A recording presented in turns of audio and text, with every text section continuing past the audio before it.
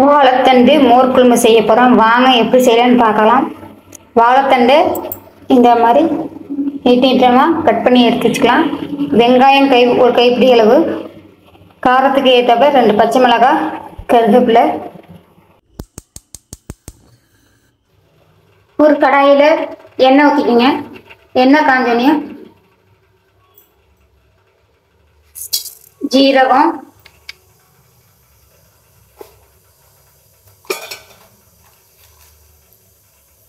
கடுகு,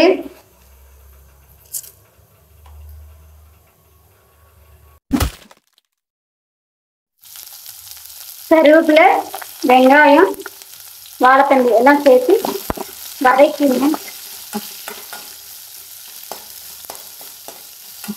உப்பு சேர்த்து கொஞ்சம் தேவையான அளவு தண்ணி சேர்த்துங்க. ரொம்ப கம்மியாக சேர்த்துங்க.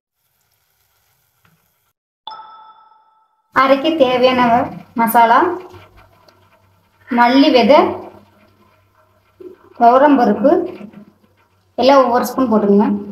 பச்சை அரிசி 1 ஸ்பூன் நான் ஊற வச்சுருக்கிறேன். இப்போ ஒரு மிக்ஸி ஜாரில் அரைச்சிட்டு வந்துடலாம். 2 பச்சை மிளகாய் சேர்த்து அரைச்சிக்கோங்க.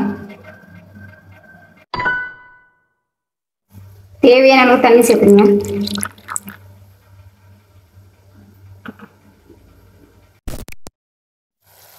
தண்ணி சேர்த்து அரைச்ச மசாலாவை நம்ம சேர்த்துக்கலாம். இதனுடைய கொஞ்சம் மஞ்சள்தூள் சேர்த்துங்க.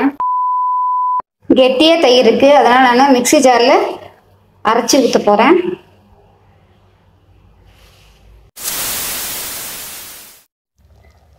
அரைச்ச மோரை நம்ம மோர் குழம்புல சேர்த்துக்கலாம். மோர் ஊற்றினோடனே நம்ம கொதிக்க விடக்கூடாது. லைட்டாக சூடு ஏறணுன்னு ஆஃப் பண்ணணும் ஸ்டவ்வை. கொஞ்சம் பெருங்காயத்தூள் சேர்த்துங்க.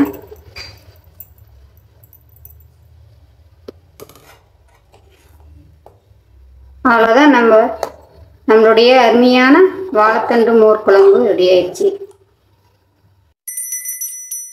அருமையான வாழைத்தண்டு மோர் குழம்பு ரெடி ஆயிடுச்சு. இது உடம்புக்கு ரொம்ப குளிர்ச்சியானது.